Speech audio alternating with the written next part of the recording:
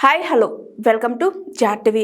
తెలంగాణ వ్యతిరేక శక్తులతో కలిసి కృష్ణా జలాల్లో తెలంగాణకు అన్యాయం చేస్తూ పాలమూరును పడావు పెడుతున్న రేవంత్ రెడ్డి శ్రీశైలం ప్రాజెక్టు వద్ద ఉన్న మోటార్లు ఏడాదికి 200 రోజులు నడిస్తే జూరాల మీద ఉన్న మోటార్లు కేవలం 45 రోజులు మాత్రమే నడుస్తున్నాయి. అంటే జూరాల ప్రాజెక్టులో నీళ్లు లేనట్టే కదా.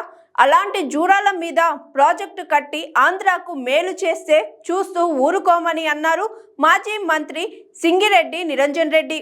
ఇంత తెలివి తక్కువగా ఉండేటువంటి ఈ ప్రాజెక్టును ఇవాళ కాంగ్రెస్ పార్టీ జూరాలకు వెళ్ళి పెట్టేది ఉండే అని మాట్లాడితే కొంతమంది అమాయక మేధావులు కూడా పాలమూరు రంగాన్ని రెండుగా విభజించి కొంచెం వీడికెళ్ళి కొంచెం ఆడికెళ్ళి చేస్తే బాగుండే తలా తోక లేకుండా మాట్లాడతారు. ఇవాళ కూడా అట్లా మాట్లాడుతాం. తెలియక అమాయకత్వం అనాలో ఏమనాలో అర్థమైతే నాకు. వాళ్ళకి నేను దురుద్దేశాలు ఆపాదించాను కానీ అటువంటి మేధావులకు వాళ్ళ అవగాహన సరి చేసుకోవాలని చెప్తున్నారు. మరో మాట చెప్తున్నా, శ్రీశైలం నాగార్జున సాగర్ ప్రధానంగా ఆంధ్ర ప్రాంత ప్రయోజనాలు నెరవేరేందుకే కట్టిండు, మనల్ని ముంచింది. అక్కడ ఉండేటువంటి నీళ్లు జలాశయం ఆగడం మూలంగా మనకు భూగర్భ జలం పెరిగే అవకాశం లేదు. ఒకటి ఫారెస్ట్ లో ఉంది, ఇంకోటి ఆంధ్ర భాగానికి పోతుంది. ఇలా అదే పాలమూరు రంగారెడ్డిలో మనం పూర్తి చేసుకున్నటువంటి నిర్మాణం వల్ల 5 రిజర్వాయర్లు పూర్తి చేసుకున్నాం. 68 టీఎంసీల కెపాసిటీ ఒక్కసారి ఒక రిజర్వాయర్ నిండితే అట్లా అన్ని రిజర్వాయర్లు ఒక సీజన్ లో నింపితే 68 టీఎంసీలు ఉంటాయి. అవి అయిపోగానే మళ్ళా నింపితే మళ్ళీ ఒకటే సంవత్సరంలో 68 మీరు 3 సార్లు నింపుకోవచ్చు. శ్రీశైలంలో నీళ్లు ఉంటాయి కాబట్టి మీరు నింపుకునేటువంటి కెపాసిటీ ఒక్కసారి నింపితే 68.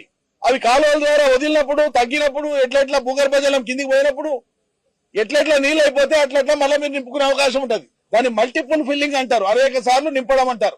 సో 68 టీఎంసీల రిజర్వాయర్లు ఉమ్మడి పాలమూరు జిల్లాలో నట్ట నడి భూమి మీద ఉంటే, ఈ జిల్లా సరిహద్దు మొత్తంలో తీసుకుంటే భౌగోళికంగా జిల్లా మొత్తం ఉమ్మడి జిల్లా నట్ట నడుమ ఉన్న రిజర్వాయర్లు. దీంతో ఏమైతుంది, కొన్ని మైళ్ల దూరం వరకు కూడా భూగర్భ జలం అనేటువంటిది విస్తరించి ఉమ్మడి పాలమూరు జిల్లాలో మరో 10-12 లక్షల ఎకరాలు భూగర్భ జలంతో నీళ్ళు వచ్చే అవకాశం ఉంటుంది.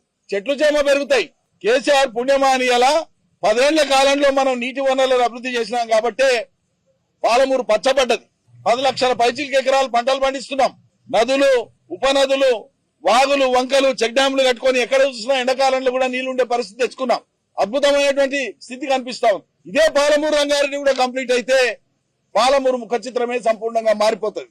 ఇది ఇష్టం లేనటువంటి వాళ్ళు అటు తిప్పి ఇటు తిప్పి పాలమూరు రంగారెడ్డి ఎత్తిపోతల ఒకసారి ప్రారంభమైతే పైన ఉండేటువంటి తెలంగాణ నీళ్లను సమృద్ధిగా ఒకవేళ వాడుకుంటే మాకు ఇబ్బంది లేదు వాళ్ళకి, కానీ మాకు ఇబ్బంది అనేటువంటి ఒక దురాశతో ఉండేటువంటి ఆంధ్ర రాజకీయ నాయకత్వము, తెలంగాణ వ్యతిరేక శక్తులు, ఆంధ్ర రాజకీయ నాయకత్వానికి బానిసలుగా పనిచేసేటువంటి తెలంగాణ కాంగ్రెస్ ప్రభుత్వ పెద్దలు వీళ్ళంతా కూడగట్టుకొని చేసేటువంటి విష ప్రచారమే జూరాలకెళ్ళి నీళ్లు తీసుకోండి. Hi, this is Swathi. Like చేయండి, షేర్ చేయండి, కమెంట్ చేయండి అండ్ సబ్స్క్రైబ్ చేయండి GRTV.